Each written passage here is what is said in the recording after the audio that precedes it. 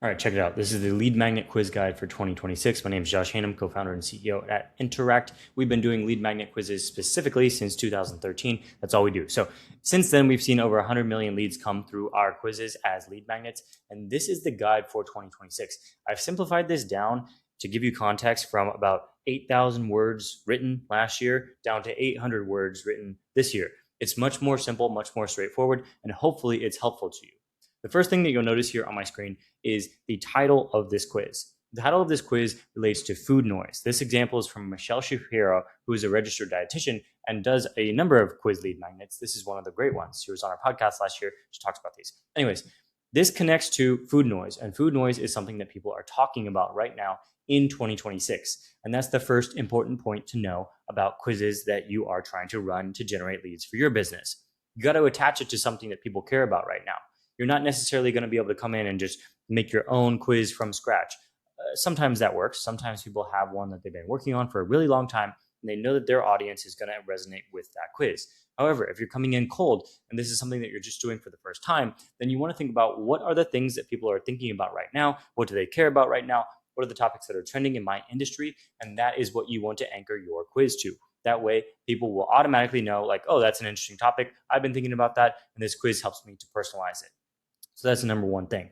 Number two thing, when you're thinking about quizzes, is you want each quiz to basically answer a question that your audience cares to answer for themselves. I know that's kind of the same thing as the first one, but you really need to know what is it that people want to know the answer to for themselves, because that's all a quiz is. A quiz at its fundamental building blocks is basically just, here's a few different answers to a question.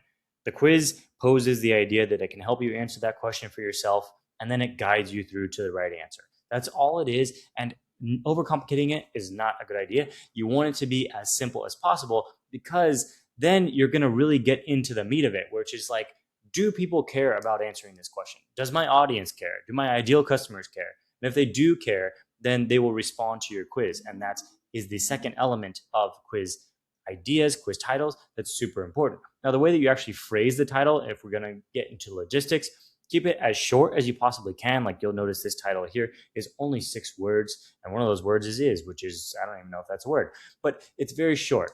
And it's also phrased as a question because you want it to pique people's interest and curiosity. That's why they take these quizzes. They want to know, how does this apply to me as an individual? And that's why they take your quiz, in addition to it being something that's relevant and topical and also posed as a question that they care about. So those are quiz ideas, quiz titles. You want it to be connected to something that is already in the general zeitgeist, what people are talking about. You want it to be a question that people want to know the answers to, and then you want it to be short and phrased as a question. Now, getting into questions. Everybody always asks me, how many questions should I have in my quiz? 5 to 10 is the answer. 5 to 10 is generally where quizzes land at when you're using them as lead magnets. That's about how much information you need to gather in order to make your quiz accurate. I'm going to give you the cheat sheet for how these actually work, which is wild. The way that it works is that you have your question here. When you wake up, your first thought about food is ... And you have 3 answer choices. That's because I would guess Michelle probably has 3 different outcomes in this quiz, and each of those answer choices is just going to connect to one of those outcomes. And it's basically giving a +1 for the outcome that the person chooses, and whichever outcome has the most +1s at the end is the one that's shown to this person as their outcome. That is how quiz scoring works. And it's really simple to set up inside of Interact, our software. We've made it just literally connect the dots. Here's the answer, here's the outcome. Here's the answer, here's the outcome. And of course, an answer can go to multiple different outcomes if it actually gives a point to more than one. But that is how you do it. And the simplest way to set up your quiz is basically to just say, all right, I have 4 different outcomes on my quiz. And for each of the questions, I'm going to have 4 answer choices. Each one will connect to one of the outcomes. Whichever outcome the person gets the most connections to at the end is the one they're going to be shown as the result. So keep it really, really simple in that way. But it's highly accurate, and people find it to actually tell them something about themselves that they didn't know before. So it works. The other thing about questions is that you want to phrase the questions in your voice, and you want to phrase the answer choices in the voice of your ideal quiz taker customer. That's because then it's going to feel like a conversation. And that's really the magic of quizzes. If there is magic to them, I don't think they're magic. I think it's science. But really, if you're thinking about the magic of it, it's because it's a conversation, and that draws people in. People like conversations, especially if your questions ask them about things that are interesting to them. You don't want your questions to be too in-depth, too personal, oh, that's really cuts to the core. But you do want it to be interesting. The way to make your questions interesting is to vary the topic of each question. So you have this overall topic of your quiz. Within that, there's certain aspects in order for you to make your quiz accurate, and you want to vary the topic of each question. I interviewed Yi Li, who runs behavioral science at a university, and he was sharing that when you vary the topic of each question in an order, you will increase your engagement. If all the questions are too similar, you'll see engagement start to drop off after 3 or 4 questions. So by varying what each question is about and making each question relevant to the topic of the quiz, you will keep people engaged, get them through to the end of the quiz. Because at the end of the quiz, that's where the money's made. This is the lead capture form. Now, we have new research in 2026 that basically shows there is one best way to write the copy on this opt-in form in order to maximize your leads. And yes, this lead capture form comes up at the end of the quiz after somebody has answered all the questions. Why do we put it there? We put it there because that is the peak of people's attention. The questions, asking people about themselves, gets them fired up. It actually fires chemicals in their brain that makes them feel good because they feel seen, they feel heard, they feel like they are on the spot in a good way. You're paying attention to them. And when they get through the end of your questions, that is the peak of when they are now paying attention because you paid attention to them. You paid attention to them, now they're paying attention to you. That's where you want to ask them for an email address. That's why historically Interact quizzes convert at 40%. 40% of the people that get to the end here who see this form opt in, and that's across 100 million leads generated. So it's very stable and accurate over the last 13 years. Now, the copy on this form is basically going to say one thing. It's going to say opt in if you want a full report of your results. If you don't opt in, you're still going to see your results. It's just going to be the shorter version.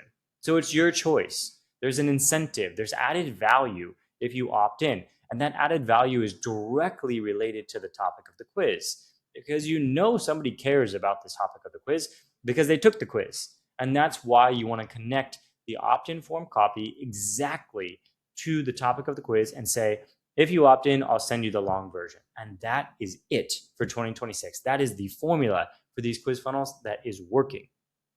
Now, you get to the results. These are the results that are within the quiz. And within Interact, you can show them directly in the quiz, or you can redirect to your own landing pages and make long results. I recommend having a fairly short version of each result, each quiz outcome, and that outcome is going to be structured as follows. You're going to have an overview where you tell people, hey, this is your outcome. Here's what it means for you. Phrase positively. Positive psychology is kind of the backbone of quizzes, so keep it all positive. Then you're going to say, here's the context of what that means for your life in relation to this topic of the quiz and what we're talking about generally as a broad topic. Then you're going to give free suggestions. Hey, you're this outcome. Here's what I would recommend. Not selling anything. You're building rapport here. Finally, you're going to link it into one of your products, services, content. So whether it's a digital product, physical product, or like a podcast playlist, something like that. So you're going to have those 4 stages for each result, generally 75 to 150 words. It can be a little bit shorter, a little bit longer, but try to stay within that range. Here's the rest of the result, and you'll see it kind of follows that same format and then has a link to one of the resources.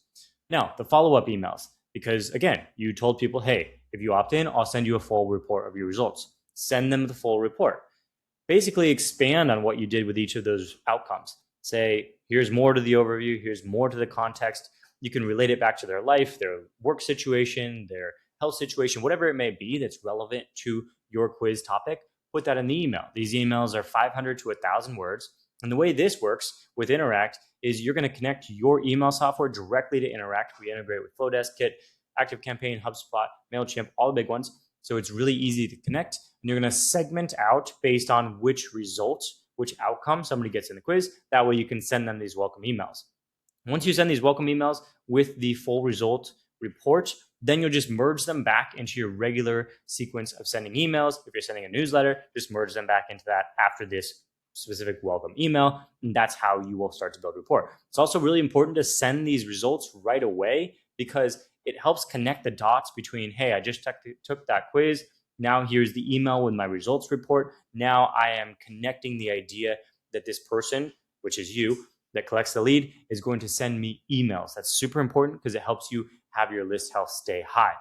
Now, at the end of this email, you're still going to link more of your resources, your products, your services that are relevant to this quiz result, this quiz outcome, because you always want to be connecting it up and personalizing it to your work and what you do.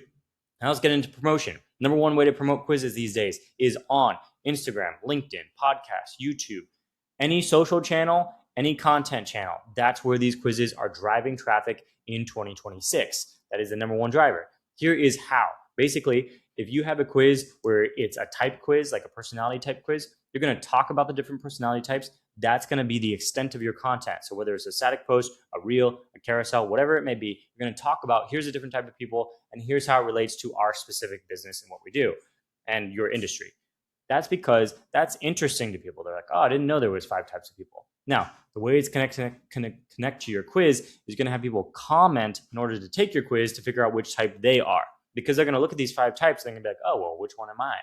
And that's how you get people into the quiz, onto your email list. It's really nice and smooth. And it's also a value add where it's like, hey, I'm going above and beyond for you here. Like I got a quiz to help you figure out which one you are. You're not pushing people directly to a lead magnet. People are very averse to feeling like they're being sold to, especially on social media. And so doing it this way makes, number one, your content really good. And then number 2, the connection over to your email list, super smooth. That flow, that funnel, super smooth. Now that's one way. The other way is to talk about a list of issues and then be like, hey, which issue do you have? Take the quiz to find out. So kind of more of a diagnostic. Those are the 2 that have been doing really well. Of course, feel free to have fun, play with it. People that have quiz lead magnets, they're not just doing one post about it. They're typically doing a post about once a month, working it into their regular content schedule. Not all the time, but if you're posting, let's say 15, 20 times a month, then one of those links up to your quiz lead magnet. Maybe you also have a few other quiz lead magnets or other types of lead magnets, webinars, guides, that type of thing. And you're working them through, you're cycling them through. And the thing about social is that you could share about your same quiz lead magnet 12 times over the course of 2 years, and you would be reaching new audiences every time because that reel is going to go out and reach new people, or it's going to reach a different part of your audience that you hadn't reached before. So you can share multiple times, different iterations, different ways of being creative. But again, you're always not talking about the quiz itself unless you have a story to tell that makes good content, because you don't want the post to be not good by itself. You want it to be good by itself, and then the quiz adds value. Okay, and then you also want to add the quiz to your website, embed it on a page on your site like you see here, because that way when you send people to your quiz, it's like yourwebsite.com/quiz, and that way everything goes through your URL. And then you also want to add it to your website header, and that's how everybody who's navigating your website, maybe they click through from a different post or your link in bio, whatever it may be, they can take your quiz as well. You can also add your quiz to your link in bio. So this is the 2026 guide to lead magnet quizzes. Try to keep it simple, try to keep it straightforward, driving that traffic through from Instagram, YouTube, LinkedIn, any social media, any content platform, and then also from your website in order to make sure you can get the maximal list growth in 2026.